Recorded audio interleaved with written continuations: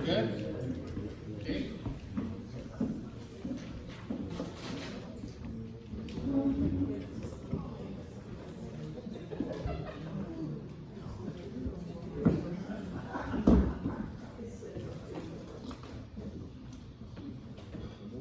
All right, well, good evening, everyone. Thank you for being here tonight. Before we begin, let me outline the agenda for tonight. I'll start with this opening statement. I'll read the email I sent to the City Council earlier today, which outlines the results of our petition and community concerns. I'll then read the draft email that we prepared for the Minister of Municipal Affairs, which we'll send tomorrow if tonight's vote supports it. Then you can ask questions if you'd like. I don't have to be the only person who answers questions. Maybe someone has some good thoughts. We'll then hold the voice vote. All those in favor say aye, and all those opposed say no. We'll be voting on whether to send this draft email to the Minister of Municipal Affairs requesting provincial intervention. After the vote, we'll adjourn the formal portion of the meeting. If you need to leave, please feel free to do so. If you'd like to stay, we'll open a forum for additional discussion and ideas, especially on how to push back against questionable city projects. We'll try to limit each speaker to 5 minutes and wrap up by 8:30 at the latest. Now, let's talk about why we're here. The petition that most of you signed, opposing the city's active transportation network changes to 92nd Street, 96th Street, and 124th Avenue, was formally submitted to the city clerk this morning. This petition represents a clear majority voice from the community. Let me share the final numbers. We focused on collecting signatures from 92nd and 96th Streets, from 119th Avenue north up to the Yellowhead Sound Wall, and 124th Avenue from 92nd Street to 96th Street. This is where most of the construction is to take place, and this is what we consider our petition area. The total residences in that area are 317, excluding 2 vacant lots. We collected a total of 311 signatures, and after removing 12 invalid and 7 duplicate entries, we were left with 292 valid signatures. Of those, 262 were from the petition area, which I mentioned earlier. In total, 182 households in our petition area added their names to the petition, representing 57% of all homes in the affected area. While it's not quite the 70% we initially thought, it's still a clear majority, and we reached that number in just 2 weeks. You were invited here tonight because you're part of that 57% majority. At our last meeting on April 30th, we brainstormed how to best move forward. Since then, a dedicated group of us has been working hard to gather signatures and develop a strategy. You know who you are, and thank you for your efforts. At our last meeting, we heard from residents in Dunluce and Otwell, communities that fought bike lane projects in their neighborhoods, and they gathered over 1,000 signatures against them. But the city ignored them and pushed ahead anyway. Their message to us: dealing with this city council is futile. The city isn't required to formally review our petition. Because these bike lane projects are classified as capital budget items, under Alberta's Municipal Government Act, the city can and will treat our petition as mere council correspondence. This isn't just a technicality, it's a deliberate strategy to sideline community opposition and avoid public accountability. Council can throw our petition in the garbage, and they might.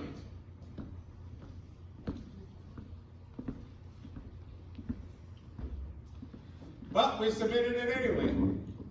We believe it matters to show on paper and numbers that the majority of people who live here do not want this project.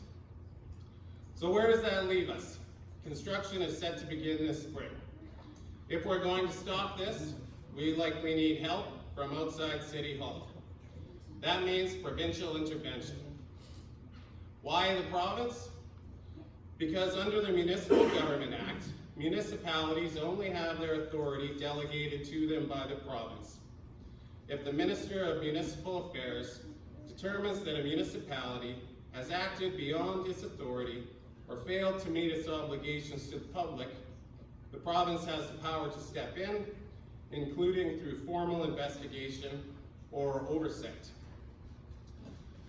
We've considered which provincial ministry is best positioned to intervene.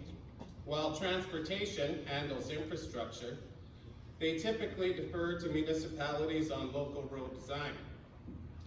But under the Municipal Government Act, it's the Minister of Municipal Affairs who has the legal authority to step in when a municipality overreaches or ignores community input. That's why we're thinking we'll focus our appeal there. Now, I never thought I'd be standing in front of my neighbors saying this. 3 weeks ago, the idea that the city would rip up our brand new streets without our input felt impossible. Yet now, here I stand before you, saying exactly that.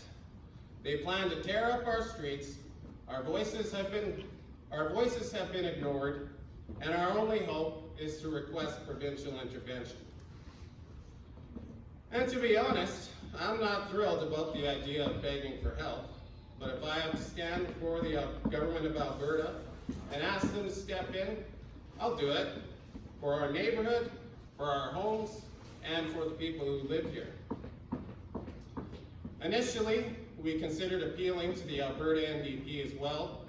However, some residents from Dunluce who have dealt with this city council pointed out that since many council members are connected to the NDP, it's unlikely they would intervene against their own colleagues.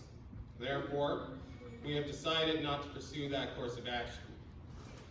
Many people have asked me, Jeremiah, why are you doing this? I'm doing it for the voiceless, the seniors, the disabled, and the vulnerable who will be disproportionately impacted by these changes. The loss of accessible parking is not a minor inconvenience, it's a serious barrier to daily life. The traffic diverters planned for 124th Avenue pose a risk to emergency services. Ambulances and fire trucks can't afford delays. Seconds matter. Let's also be honest. These bike lanes are not serving the most vulnerable. In my observation, the main users of the existing bike infrastructure in our community are able-bodied, military-age males, people like me. So let me say it plainly. A progressive society should not be subsidizing able-bodied men like me at the expense of the seniors, disabled, and vulnerable in our community. We should be subsidizing the vulnerable, not military-aged males.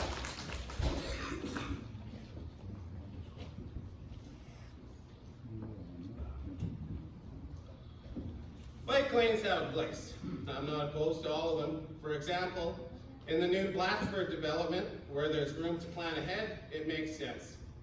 But tearing up our streets, brand new streets that we just paid for through the local improvement tax, doesn't. And let's not forget, there's already an east-west protected bike lane on 119th Avenue, and a north-south shared use path along the 97th Street service road. Cyclists already have access, and we don't need more.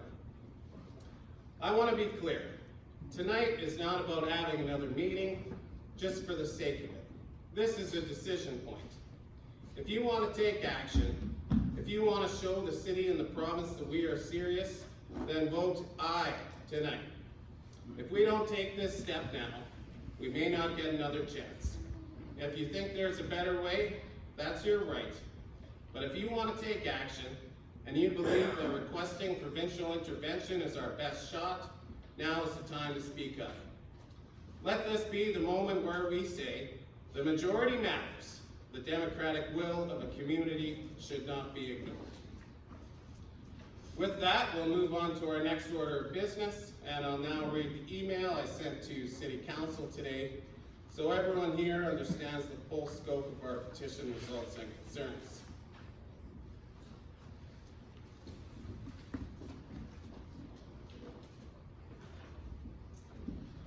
Subject: petition submitted. Request to cancel active transportation changes on 92nd Street, 96th Street, and 124th Avenue. To Mayor Sohi, Edmonton City Council, members of the media. Dear Mayor Amarjeet Sohi and members of City Council, this email is to inform you that I have today, May 15th, 2025, submitted a petition to the City Clerk regarding the planned active transportation changes proposed for 92nd Street, 96th Street, and 124th Avenue, as outlined in the City's letter to residents dated March 31st, 2025, titled Active Transportation Network Expansion Program, Operational and Parking Changes for 92nd Street, 96th Street, and 124th Avenue. As detailed in the summary accompanying the petition, we have gathered significant community opposition to these proposed changes. Out of 317 total residences in the affected area, excluding 2 vacant lots, we collected 311 signatures, with 292 being validated. Notably, 182 unique residences within the petition area signed, representing 57% of all residences. While we understand that this petition will be considered as general council correspondence under the Municipal Government Act, we believe the level of documented opposition from the residents of Delton and Alberta Avenue warrants serious reconsideration of this project. Therefore, we respectfully request that City Council cancel the planned active transportation changes for 92nd Street, 96th Street, and 124th Avenue. We would appreciate a direct response to this email outlining your intentions regarding this project. Furthermore, for the sake of transparency and to ensure the media outlets copied on this email are aware of your position, we request that you please use the reply all function when responding. Thank you for your time and consideration of this important matter. Sincerely, Jeremiah Rowling, petition representative. Please note this email may be shared publicly. There are 4 attachments, statements submitted with petition and final totals, the blank petition form, the map of the petition coverage area, and the letter of the city from the City of Edmonton dated March 31st, 2025. So that's the email I sent today to Council. And now, here's the email that we're proposing we send the Minister of Municipal Affairs. This is what you'll be voting on, whether we send or not, and we'll be taking questions and discussing it before we do such a vote.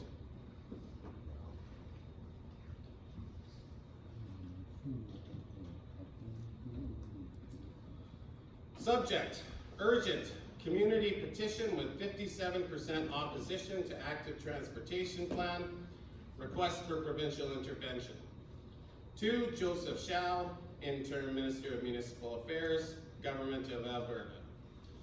CC, Mayor Amarjeet Sohi, Edmonton City Council, Premier Daniel Smith, Deputy Premier Mike Ellis, Minister David Trisheen, Minister Mickey Amory, Minister Martin Long, Minister Matt Jones, Minister Nathan Neudorf, Minister Jason Nixon, MLA Janice Irwin, Opposition Leader Naheed Denchi, Carrie Dia, MP, local media outlets, Delton and Alberta community members, and concerned citizens.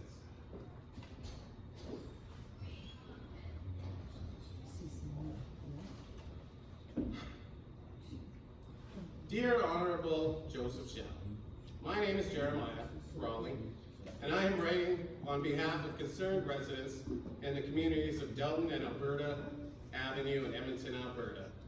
We are urgently requesting that the Government of Alberta intervene and use all available legislative mechanisms to ensure our community's voices are heard and respected. We feel we have exhausted all other recourse. Under a proposal approved by Edmonton City Council, the city intends to convert 96th Street to a one-way southbound and install a protected contraflow bike lane between 119th Avenue and 124th Avenue. Install local street bikeways on 92nd Street and 124th Avenue. Implement traffic diverters, speed humps, curb extensions, center medians, and modal filters at several intersections, including 124th Avenue at 89th Street, 92nd Street, and 96th Street. And permanently remove street parking along key sections of all three corridors, including the east side of 92nd Street from 119th Avenue to 124th Avenue, and the east side of 96th Street from 119th Ave to 124th Ave. These changes are scheduled to begin construction in spring 2025, yet affected residents were never meaningfully informed or consulted beforehand. Petition summary. On May 15, 2025, we submitted a formal petition to the City Clerk requesting the City Council cancel the planned active transportation changes affecting the neighborhoods around 92nd Street, 96th Street, and 124th Avenue in Edmonton.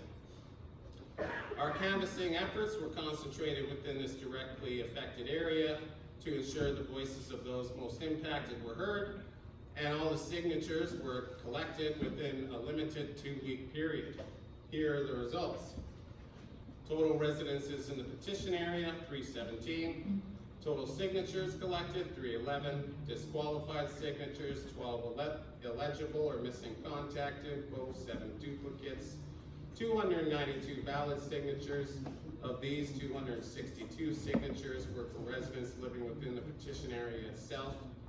Residency support, 182 unique households signed the petition. 1 signature counted per residence, representing 57% of all residences in this directly impacted zone. We recognize that under the Municipal Government Act, City Council is not obligated to formally act on our petition because the project has been designated as a capital budget item. However, this firm level of opposition from directly affected residents cannot be dismissed. We are concerned that the capital designation may have been used to bypass the standard petition process, undermining our ability to seek redress through democratic means. A full copy of the petition summary submitted to the City Clerk is attached for reference. A map outlining the exact petition area is also included to provide clear context. Community meeting, April 30th, 2025. At a community meeting on April 30th, 2025, held at the Delton Community League Hall, over 100 residents gathered to discuss the project. Of those, only 4 were in support. The remaining attendees raised serious, repeated concerns about accessibility, emergency response delays, safety risks for children and seniors, parking loss, and the impact on disabled residents. Several attendees from the Dunluce and Otwell neighborhoods shared their own attempts to engage with City Hall over similar issues have proven futile. This is not about bikes, it's about fairness and safety. Let us be clear. Our community is not opposed to cycling or safe transportation. What we oppose is the unfair, unsafe, and undemocratic way this particular plan has been forced upon us. The plan imposes dramatic changes to how people move, park, and live on our streets with no prior consultation or meaningful engagement. The city mailed an unaddressed, unstamped letter dated March 31st, 2025, which many residents, including myself, only received on April 24th, 25 days later. And many others never even received it at all. This was the first communication any of us received about this project. This is not how respectful consultation is done. We were not invited to shape this plan. We were not consulted. Ignored history and contradictions. In 2019, as part of the city's local improvement plan for our neighborhood, a shared use pathway, which included parking removal, was proposed for 92nd Street between 119th Avenue and 122nd Avenue. After strong community opposition, a resident named Margarita Goslin organized a petition that successfully halted the plan. At the time, the city backed down, acknowledging the concern of residents. Now the city is not only revisiting this same controversial plan, but escalating it with more severe changes, including permanent parking removal, traffic diverters, and one-way conversions along 92nd Street, 96th Street, and 124th Avenue. City representatives, including our city councillor Ashley Salvador, now cite a generalized citywide bike plan engagement process from 2019 to 2020 as justification for these changes. This is misleading. That broad engagement did not address the specifics of these corridors, and 96th Street and 124th Avenue were never even mentioned as future bike lane routes in the city's earlier project documents. While the first portion of their replies differ slightly, the majority of the responses from both the councillor and the active transportation project representatives are near identical, copy-pasted content, further reinforcing the perception that resident concerns are being dismissed rather than genuinely addressed.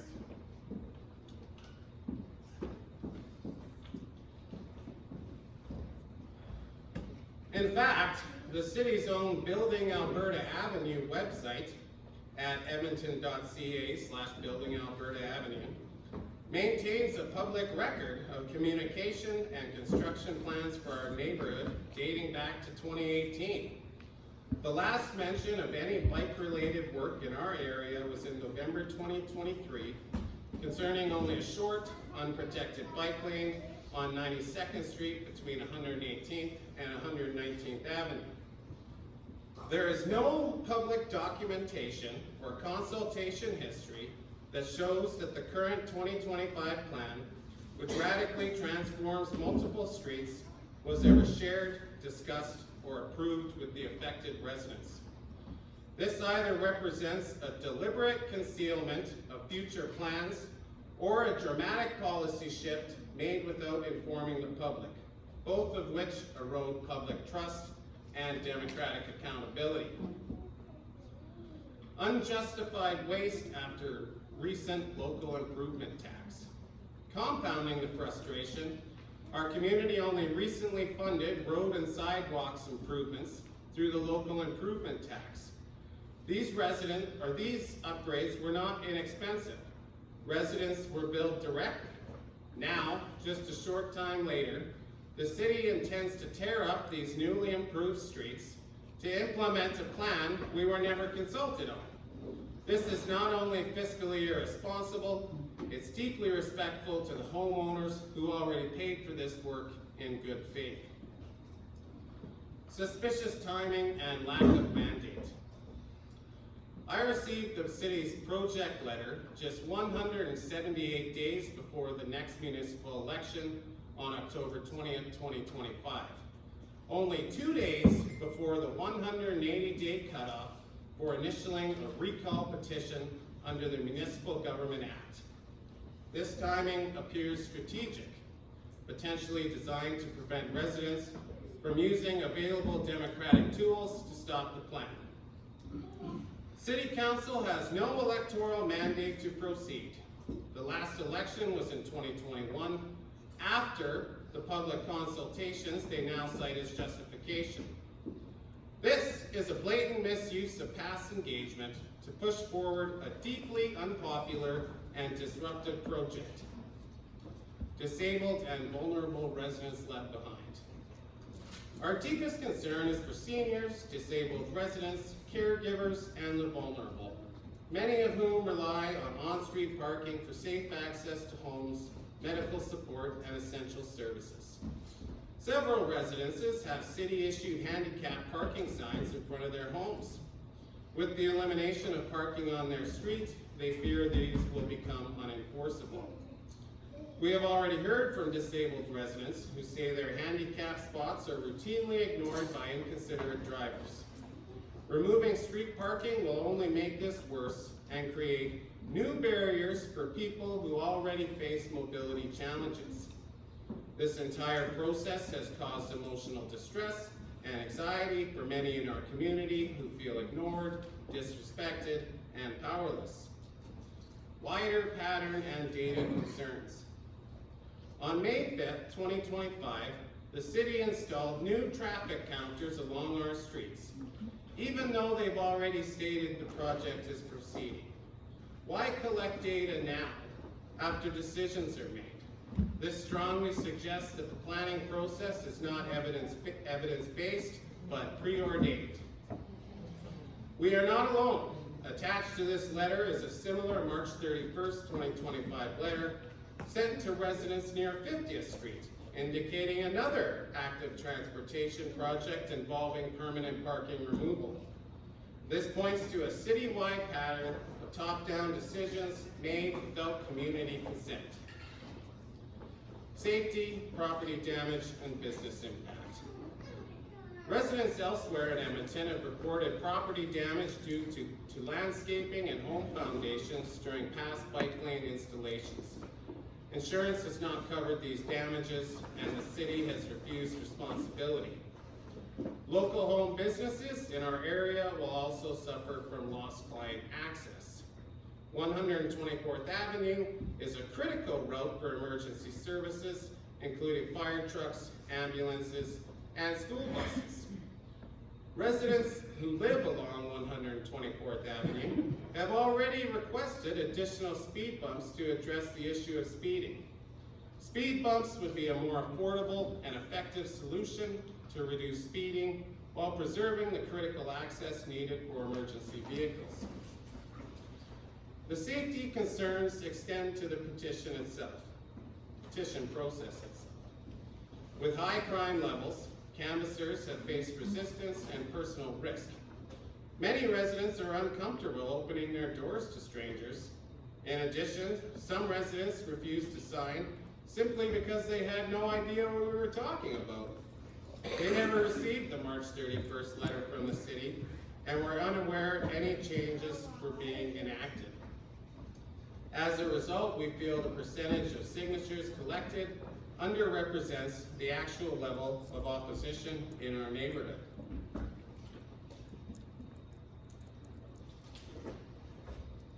Request for provincial intervention. The people of Delton and Alberta Avenue are calling on the government of Alberta to intervene. We have reached out to our city councillors and to representatives of the Active Transportation Network project, but we have not received any clear indication that our concerns have been heard or meaningfully considered. We ask you to use your powers under the Municipal Government Act or other applicable authorities to 1. Review the city's public engagement process for this project and assess whether it complied with the Municipal Government Act and the city's own consultation policies. Support a halt to construction until thorough and meaningful engagement with affected residences have taken place. And 3, ensure that vulnerable members of our community are not adversely impacted by the decisions and changes arising from this project. The principles of local governance and active transportation do not justify ignoring those most impacted. There must be balance. There must be justice. On Thursday, May 25th, this is what we're doing now, members of our community who signed the petition came together once again at the Delton Community League Hall. At the meeting, we collectively affirmed that we, as residents directly affected by this project, support taking the next step of requesting formal provincial intervention. The clear consensus from those in attendance was yes, we have a mandate to move forward. We therefore ask the province to act on behalf of our community. We respectfully request that the Government of Alberta respond to this letter within 5 business days. Our community is facing an imminent decline, and timely provincial support is critical to ensure that construction does not proceed before our concerns are addressed. Existing infrastructure undermines city justification. We have included a map showing the existing cycling infrastructure already serving our area. As it clearly illustrates, north-south and east-west routes already exist within a short distance of the project zone. These proposed changes are not closing a gap, they are unnecessary and a disruptive duplication. Next steps and transparency. To ensure accountability and transparency, I will be submitting a Freedom of Information and Privacy request regarding this project, including internal City Council correspondence and any communications about similar projects planned elsewhere in Edmonton. Several residents are prepared to share their experiences publicly, particularly seniors and disabled individuals who rely on street parking for safe home access. Sincerely, Jeremiah Rowe. And then there's 17 attachments, which include the letter from the city, the letter near 50th Street, Councillor Ashley Salvador's prior correspondence with the active transportation reps, Councillor Salvador's most recent flyer received by the entire community, which has no mention of this project or the active transportation network. The email I sent to City Council today, the confirmation of petition receipt and distribution from the city clerk, which they sent me this afternoon. The Rat Creek Press article from 2018 on the 92nd Street opposition, and extensive evidence just laying it out straight from the city's website, showing that there was no consultation on this current 2025 plan. There's also a blank petition form, which you signed.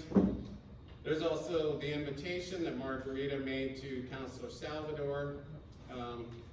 There's a community meeting summary of this meeting, should we decide to proceed, as well as a photo, as well as the full petition summary submitted to the city clerk.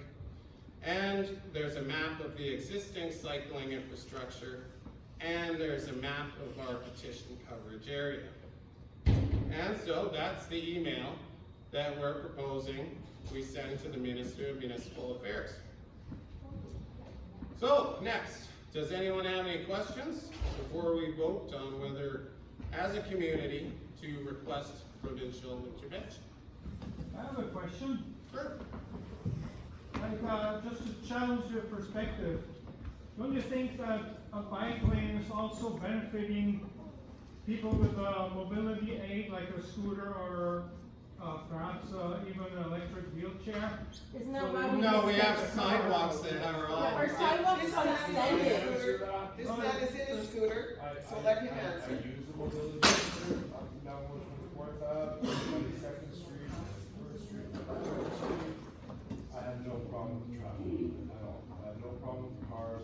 Our residences will be rather courteous, and I don't think that bike lanes would be serving me at all. As I said before, sometimes bike lanes make sense, but in this case, they're subsidizing able-bodied military-age males at the expense of the vulnerable, and that's just not right. Plus, the scooters have to go over the curbs and stuff as well, which is not safe at all. The bike curbs, the bike lane curbs. Anyone else? Any questions? Will we all be getting a copy of this video? If we decide to send it, there's a sign-up sheet. You can be CC'd, or you can be BCC'd, although being CC'd would be better to show more people. On bicycles that can jump on. All right. Well, if there's no more questions, I guess that brings us to our final order of business. Oh, okay.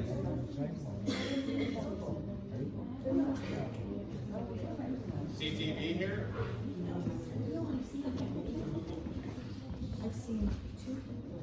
Next we'll do the vote.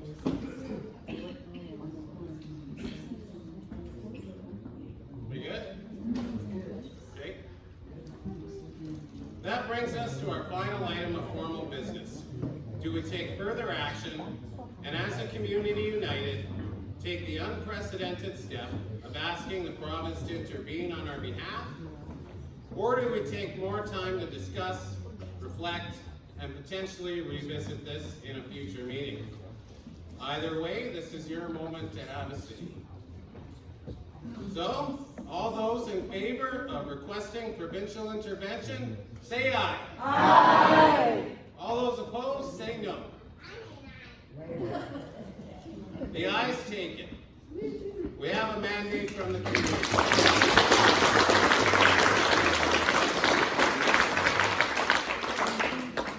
The email will be sent to the minister tomorrow morning.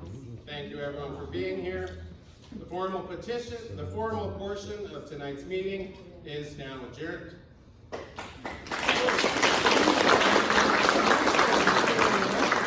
those who wish to stay, we'll open the floor for further discussion. We'll try to keep comments to 5 minutes each, and we'll wrap up by 8:30. Additionally, if you would like to be CC'd or BCC'd on the email to the minister tomorrow, please add your email address to one of the sheets. If you'd like to be BCC'd, please ensure you put BCC beside your name. Have a good night, everybody.